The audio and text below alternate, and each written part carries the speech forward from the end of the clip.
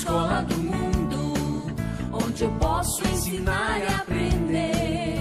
A palavra da sabedoria é a nossa EBD.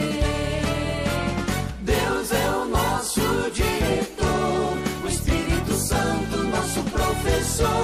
A Bíblia é a cartilha que ensina o caminho, a verdade e a vida. Deus é o nosso diretor, o Espírito Santo nosso professor. A Bíblia é a cartilha que ensina o caminho, a verdade e a vida. Olá, é muito bom estarmos novamente aqui na Escola Dominical para estudarmos um pouco mais da Palavra de Deus. Vamos orar. Senhor Jesus, muito obrigado, meu Deus, por mais um dia de vida que o Senhor nos concede, ó Deus. Pedimos a Tua orientação agora no estudo da Tua Palavra, que ela venha falar ao nosso coração, ao coração de cada um que está ouvindo esta mensagem, Senhor. Pois a Ti nós devemos toda a honra, toda a glória, todo o louvor. É em nome do Teu Filho amado, Jesus, que nós oramos. Amém. Aqui no capítulo 11 da carta do apóstolo Paulo aos Romanos, nós vamos estudar um pouco mais daquilo que Deus tem preparado para o seu povo, para a sua igreja. Se voltarmos um pouco na história, depois dos últimos acontecimentos sobre a vida, a morte e a ressurreição de Jesus, nós podemos ver que a igreja estava sendo perseguida. E Estevão, um propagador do evangelho, tinha sido apedrejado e morto. Nós vemos isso no finalzinho do capítulo 7 de Atos. No capítulo 8, no versículo 1, nós lemos que Saulo consentia na morte de Estevão. Então, Saulo ainda era perseguidor dos cristãos. Em Atos 8, versículo 3, nós lemos: Saulo, porém, assolava a igreja, entrando pelas casas e arrastando homens e mulheres, encerrava-os no cárcere. Então, como nós vemos, Saulo e Paulo, a mesma pessoa, depois ele tem seu nome mudado, ele era perseguidor dos cristãos. E certa vez ele estava viajando para pegar uma autorização para prender os cristãos. Então, na estrada de Damasco, uma luz muito forte derrubou Saulo do seu cavalo e ele teve então encontro com o Salvador. Ele foi levado para Damasco, ficou lá alguns dias até que recebeu a visita de Ananias, que orou por ele. Saulo então se converteu, aceitou Jesus. Seus olhos foram abertos, ele voltou a ver e permaneceu ainda em Damasco, desta vez evangelizando. Nós lemos no capítulo 9, versículo 28. Estava com eles em Jerusalém, entrando e saindo, pregando ousadamente em nome do Senhor. Muitos então estavam se convertendo.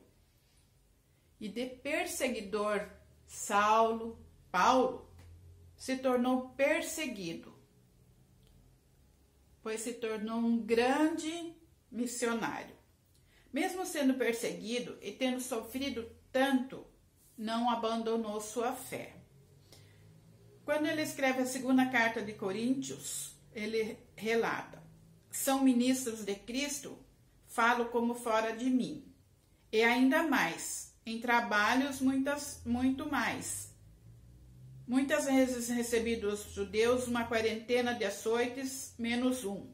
Fui 3 vezes fustigado com varas, uma vez apedrejado, em naufrágio 3 vezes, Uma noite e um dia passei na voragem do mar, em jornadas muitas vezes, em perigos de rios, em perigos de salteadores, em perigos de patrícios, em perigos entre gentios, em perigos na cidade, em perigos no deserto, em perigos no mar, em perigos entre falsos irmãos, em trabalhos e fadigas, em vigílias muitas vezes, em fome e sede, em jejum muitas vezes, em frio e nudez. Então, após Paulo ter se convertido, ele fez tudo isso por amor a Jesus. Será que estamos dispostos a sofrer por amor a Jesus? Aqui, no capítulo 11 da Carta aos Romanos, Paulo escreveu enquanto se achava em sua terceira viagem missionária em Corinto. Um dos principais motivos de Paulo escrever esta carta para os romanos era de promover a unidade e resolver possíveis conflitos entre judeus e cristãos gentios. Fazê-los entender que o que mais importava era a vida, morte e ressurreição de Cristo. Aqui no capítulo 11, Paulo trata com mais detalhes o assunto sobre Israel e a igreja, judeus e gentios. Muitos cristãos tratavam com desprezo, até mesmo ódio, o fato de os judeus terem rejeitado a Cristo e terem sido responsáveis pela sua crucificação. Por sua vez, a igreja primitiva estava sofrendo perseguição dos judeus, pois os gentios não seguiam as suas leis. Por isso, Paulo se vê na obrigação de explicar qual é a relação entre judeus e a igreja. Qual o plano de Deus para seu povo, o povo de Israel? Primeiro, Deus não rejeitou o seu povo. Vamos ler Romanos 11, do 1 ao 10. Pergunto, pois, terá Deus porventura rejeitado o seu povo? De modo nenhum, porque eu também sou israelita da descendência de Abraão, da tribo de Benjamim. Deus não rejeitou o seu povo, a quem de antemão conheceu. Ou não sabeis o que a Escritura refere a respeito de Elias, como insta perante Deus contra Israel, dizendo: Senhor, mataram os teus profetas, arrasaram os teus altares, e só eu fiquei, e procuram tirar minha vida. Que lhe disse, porém, a resposta divina: reservei para mim 7.000 homens que não dobraram os joelhos diante de Baal. Assim, pois, também agora, no tempo de hoje, sobrevive um remanescente segundo a eleição da graça. E se é pela graça, já não é pelas obras. Do contrário, a graça já não é graça. Que diremos, pois? O que Israel busca, isso não conseguiu.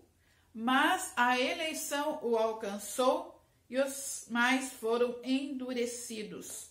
Como está escrito: Deus lhes deu espírito de entorpecimento, olhos para não ver e ouvidos para não ouvir, até o dia de hoje. E diz Davi: tornem-se-lhes a mesa em laço e armadilha, em tropeço e punição. Escureçam-se-lhes os olhos, para que não vejam, e fiquem para sempre encurvados às suas costas. Não é um texto fácil, mas vemos aqui que Deus não rejeitou o seu povo. Paulo terminou o capítulo 10 falando sobre a rebeldia de Israel e generosa espera divina. Uma pergunta então é suscitada: terá Deus porventura rejeitado o seu povo? A resposta de Paulo é imediata: de modo nenhum. No entanto, sobre que povo Paulo fala? Os gentios? Os judeus?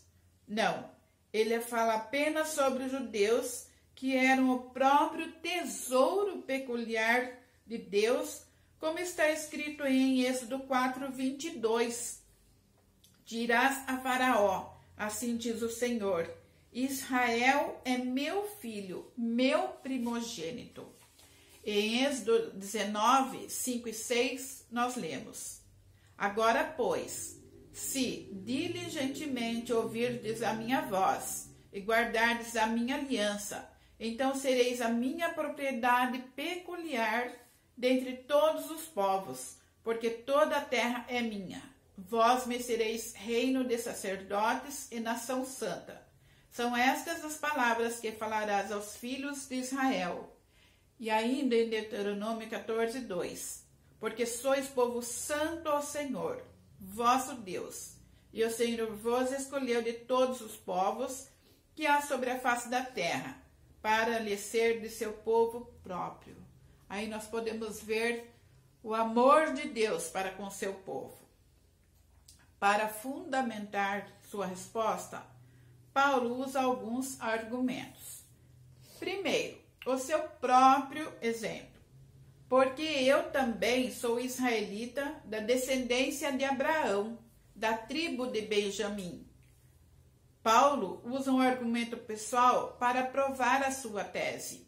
A salvação de Paulo, um judeu descendente de Abraão e membro de uma de suas tribos mais ilustres, era prova irrefutável de que Deus não rejeitara seu povo, conforme Paulo cita também em Filipenses 3:5 e 6.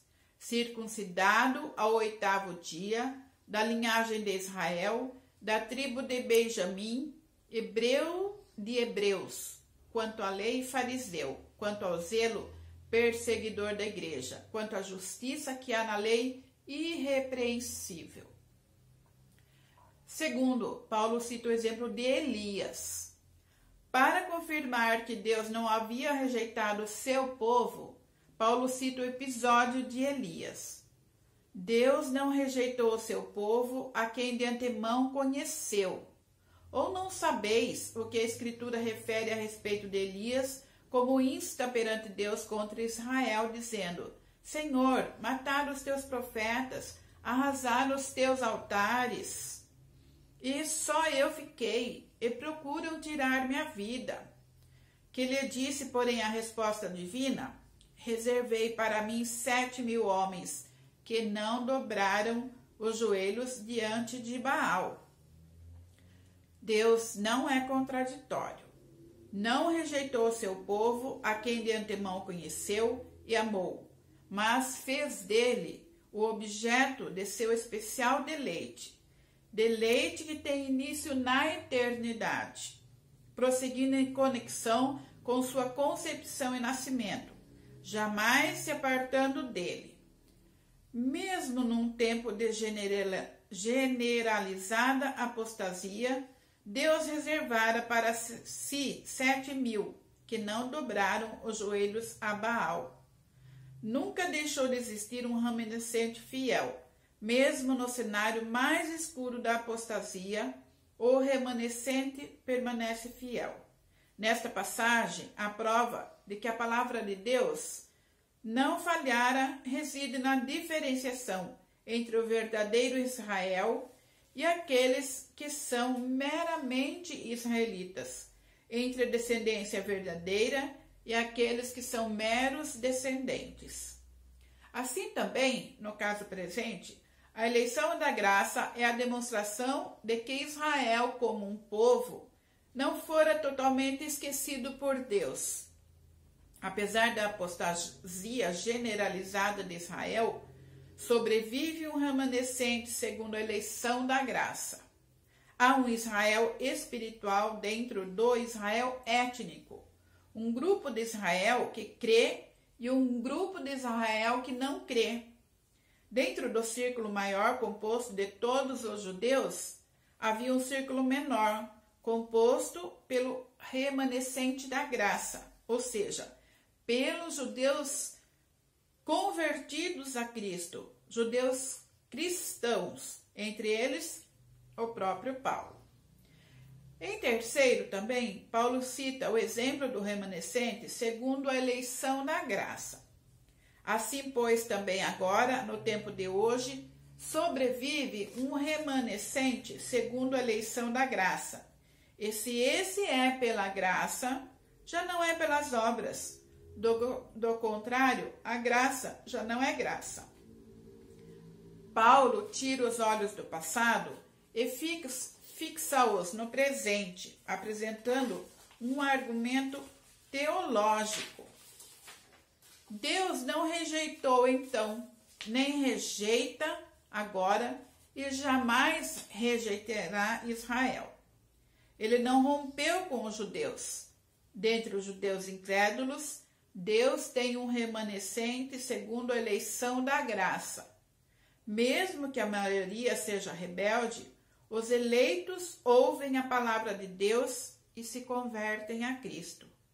Nenhuma igreja ou nação se salva em massa. A relação com Deus é individual.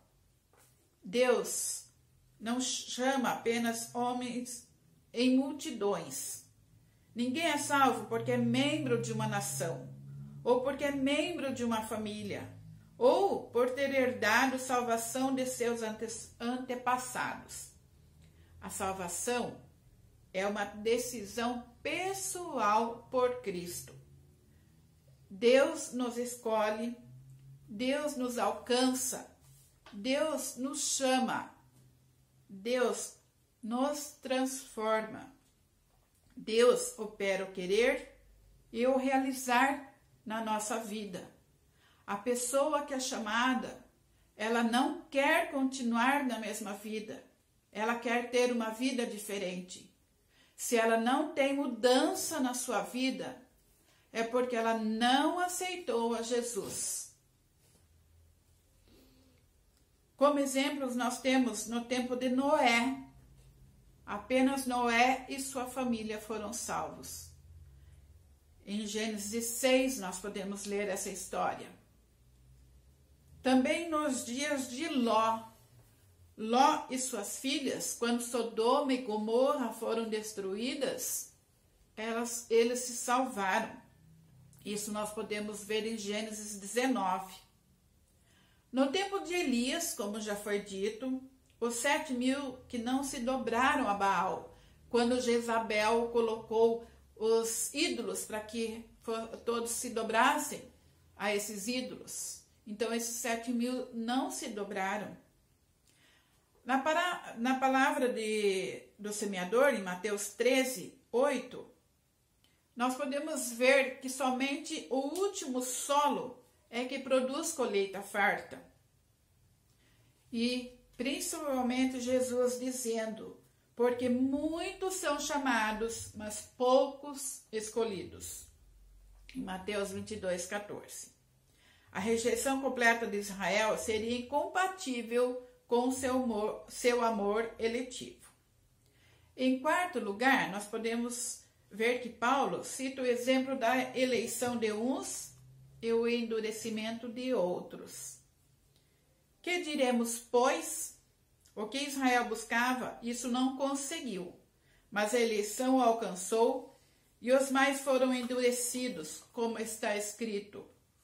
Deus lhes deu espírito de entorpecimento, olhos para não ver e ouvidos para não ouvir, até o dia de hoje. E diz Davi, torne-se-lhes a mesa em laço e armadilha, em tropeço e punição. Escureçam-se-lhes os olhos, para que não vejam, e fiquem para sempre encurvadas as suas costas. Israel buscava uma salvação pelo mérito das obras, e isso não conseguiu. No entanto, o remanescente foi alcançado pela eleição, e os demais foram endurecidos. O endurecimento de Deus é a acentuação da dureza que já existe no coração do pecador. Foi o que aconteceu a Israel. Suas bênçãos espirituais deveriam tê-los conduzido a Cristo. Em vez disso, porém, se tornaram uma armadilha e os impediram de chegar a Cristo. As próprias práticas e observâncias religiosas tornaram-se substituto para a experiência real de salvação. Substituíram Deus pelos rituais, eram apenas religiosos. Em segundo lugar, nós podemos ver que Deus não desistiu do seu povo. Vamos ler Romanos 11, do 11 ao 24. Pergunto, pois, porventura tropeçaram para que caíssem? De modo nenhum. Mas pela sua transgressão veio a salvação dos gentios para pô-los em ciúmes. Ora, se a transgressão deles redundou em riqueza para o mundo, e o seu abatimento em riqueza para os gentios, quanto mais a sua plenitude. Dirijo-me a vós outros, que sois gentios. Visto, pois, que eu sou apóstolo dos gentios, glorifico o meu ministério, para ver se, de algum modo, posso incitar à emulação os do meu povo e salvar alguns deles. Porque se o fato de terem sido eles rejeitados trouxe reconciliação ao mundo, que será o seu restabelecimento, senão vinda dentre os mortos? E se forem santas as primícias da massa, igualmente o será a sua totalidade. Se for santa a raiz, também os ramos o serão. Se, porém, alguns dos ramos foram quebrados, e tu, sendo oliveira brava, foste enxertado em meio deles, e te tornaste participante da raiz e da seiva da oliveira, não te glories contra os ramos. Porém, se te gloriares, sabe que não és tu que sustentas a raiz, mas a raiz a ti. Dirás, pois, alguns ramos foram quebrados para que eu fosse enxertado. Bem, pela sua incredulidade foram quebrados. Tu, porém, mediante a fé estás firme. Não te ensoberbeças, mas teme. Porque se Deus não poupou os ramos naturais, também não te poupará.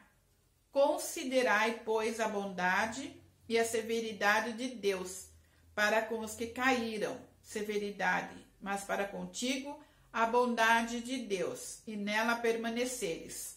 De outra sorte também tu serás cortado. Eles também, se não permanecerem na incredulidade, serão enxertados, pois Deus é poderoso para enxertar de novo. Pois se foste cortado, da que por natureza era oliveira brava, e contra a natureza enxertado em boa oliveira, quanto mais não serão enxertados na sua própria oliveira aqueles que são ramos naturais. Destacaremos aqui algumas importantes verdades. Primeiro, a transgressão de Israel trouxe salvação para os gentios. Paulo escreve: o fato de a maioria de Israel ter rejeitado o evangelho abriu caminho para a salvação dos gentios. Cristo veio para os seus, mas os seus não o receberam, conforme João 1,12. Porque os judeus rejeitaram a graça, o evangelho foi oferecido aos gentios. A rejeição dos judeus não foi total nem definitiva. Houve um remanescente no passado, há um remanescente no presente e haverá no futuro uma restauração de Israel que se reverterá em bênção para o mundo todo. Lucas, o historiador da igreja, registra 4 ocasiões em que a rejeição dos judeus resultou no oferecimento do evangelho aos gentios. Em Antioquia da Pisídia, em Atos 13, 46. Então Paulo e Barnabé, falando ousadamente, disseram: cumpria que a vós outros, em primeiro lugar, fosse pregada a palavra de Deus, mas posto que a rejeitais, e a vós mesmos vos julgais indignos da vida eterna, eis aí que nos volvemos para os gentios. Em Corinto, Atos 18, 6. Opondo-se eles e blasfemando, sacudiu Paulo as vestes e disse-lhes: sobre a vossa cabeça o vosso sangue. Eu dele estou limpo, e desde agora vou para os gentios. Em Éfeso, Atos 19:8.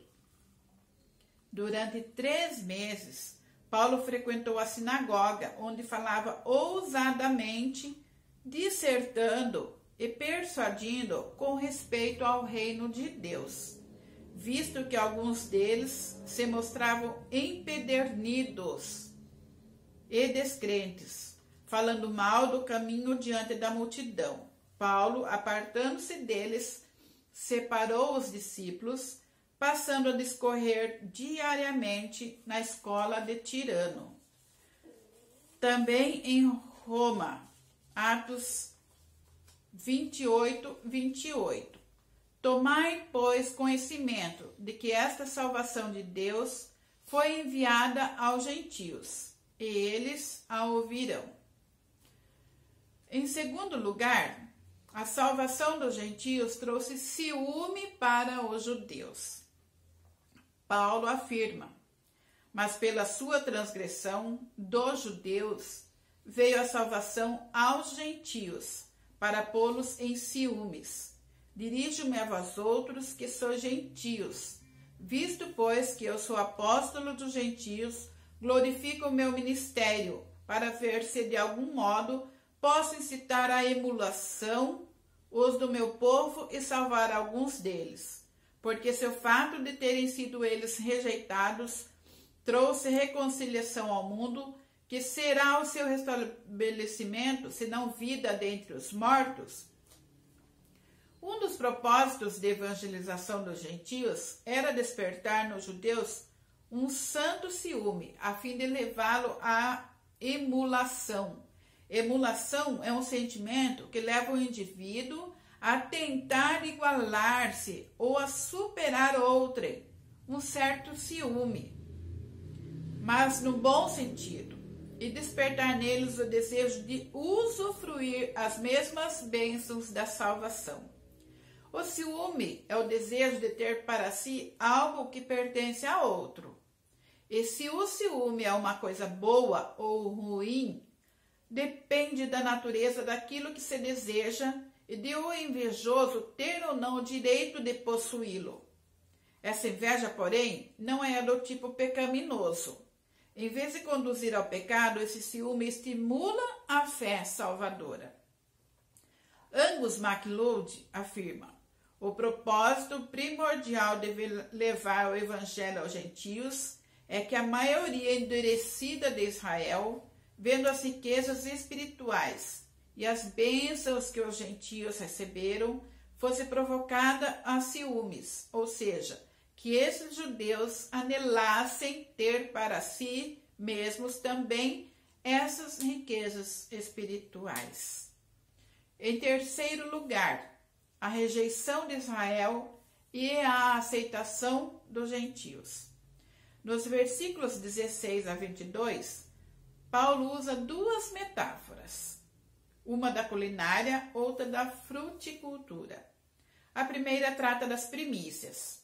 E se forem santas, as primícias da massa, igualmente o será a sua totalidade.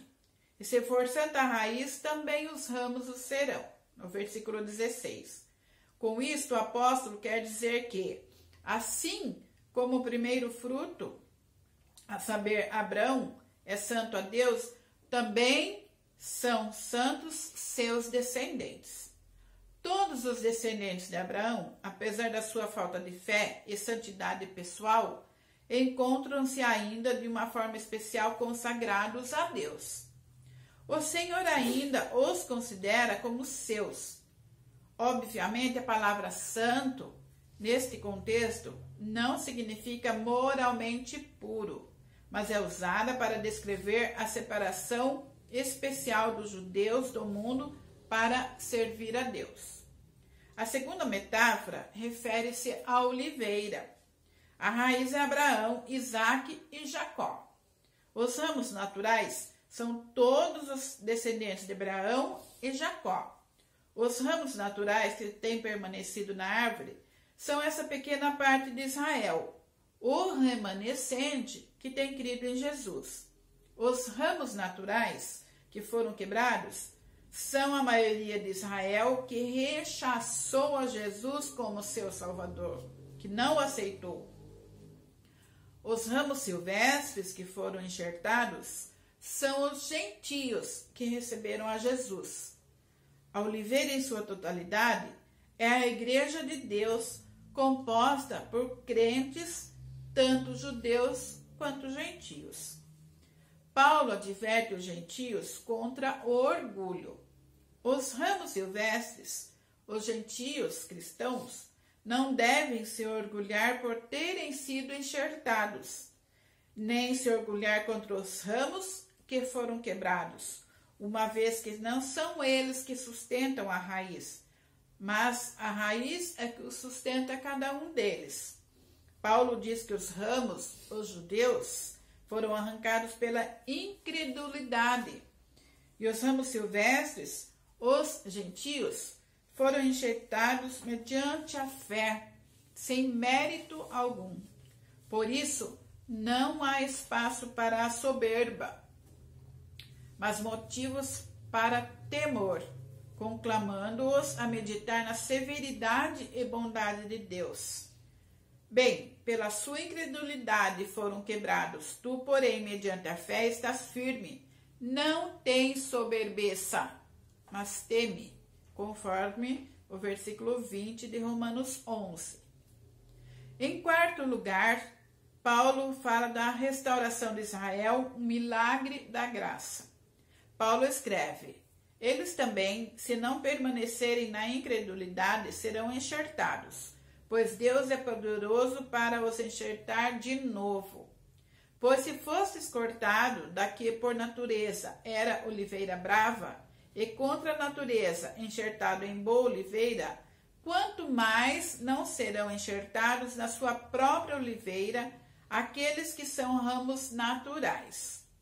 Se o povo de Israel deixar sua incredulidade, voltará a ser enxertado na oliveira. Sua queda não é completa nem final. Aqueles que se arrependerem e creem em Cristo são reenxertados na oliveira, ou seja, passam a fazer parte da Igreja de Deus. Em terceiro lugar, nós vemos que Deus salvará o seu povo. Romanos 11, 25 a 32.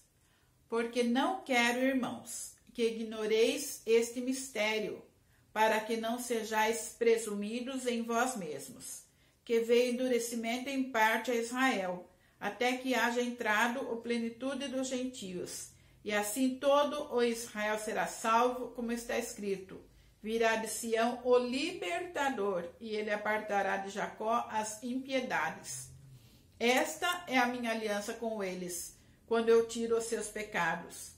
Quanto ao evangelho, são eles inimigos por vossa causa. Quanto, porém, eles são amados por causa dos patriarcas, porque os dons e a vocação de Deus são irrevogáveis. Porque assim como vós também outrora fostes desobedientes a Deus, mas agora alcançastes misericórdia à vista da desobediência deles, assim também estes agora foram desobedientes, para que igualmente eles alcancem misericórdia à vista do que vos foi concedida. Porque Deus a todos encerrou na desobediência, a fim de usar de misericórdia para com todos. A salvação desses judeus, outrora endurecidos, só pode acontecer por causa da fidelidade, firmeza, fidedignidade de Deus, a sua aliança e a sua eleição. Uma das grandes teses de Paulo em Romanos é provar que não há distinção entre os judeus e gentios, no que concerne quer ao pecado, quer à salvação. Somos todos iguais. Agora ele diz que assim como eles participaram da mesma prisão, em virtude da sua desobediência, também estarão juntos ao desfrutar a liberdade da misericórdia de Deus. Essa misericórdia é sobre todos, sem distinção, mas não para com todos, sem exceção. Em quarto lugar, ainda aqui em Romanos 11, agora do 33 ao 36, nós vemos que Deus é exaltado por seu plano vitorioso. Ó profundidade da riqueza, tanto da sabedoria como do conhecimento de Deus! Quão insondáveis são os seus juízos, e quão inescrutáveis os seus caminhos! Quem, pois, conheceu a mente do Senhor? Ou quem foi o seu conselheiro? Ou quem primeiro deu a ele, para que ele venha a ser restituído? Porque dele, e por meio dele, e para ele são todas as coisas. A ele, pois, a glória eternamente. Amém. Essa doxologia, esse hino de louvor que Paulo escreve, nos versículos 33 ao 36, conclui toda a argumentação dos capítulos vistos até agora, do 1 ao 11. Paulo fica extasiado, perplexo, ele fica admirado e destaca aqui 3 preciosas verdades. Primeiro, a profundidade da riqueza de Deus. Paulo já havia falado sobre as riquezas de Deus em Romanos 2:4, 9:23, 10:12. A ideia predominante é que a salvação é uma dádiva de Deus que enriquece imensamente aqueles a quem é concedida. Em segundo lugar, a inescrutável sabedoria de Deus. O conhecimento de Deus se refere ao todo inclusivo e exaustivo entendimento de Deus. E a sabedoria fala sobre o arranjo e a adaptação de todas as coisas para o cumprimento dos seus santos propósitos. Foi a sabedoria de Deus que planejou a salvação e foi sua riqueza que a concedeu. Os juízos de Deus não são apenas profundos, mas são insondáveis. Seres finitos como nós não podem penetrar nas profundezas desses caminhos inescrutáveis. John Murray diz que é um erro pensar que a nossa falta de compreensão de Deus se aplica somente a seu conselho secreto e ainda não revelado. O que Deus não revelou não nos cabe. Não somos capazes de entender. Porém, o aspecto mais significativo se aplica àquilo que Deus revelou. O revelado foi o que levou Paulo a essa doxologia. Em terceiro lugar, a absoluta dependência de Deus. A mente de Deus não pode ser compreendida pela mente finita dos homens. Não podemos tornar Deus mais sábios com os nossos conselhos. Deus não depende de suas criaturas. Nós é que dependemos dele para nos ensinar e salvar. Nós precisamos de Deus. Paulo conclui com sua declaração: a ele seja a glória para sempre. Amém.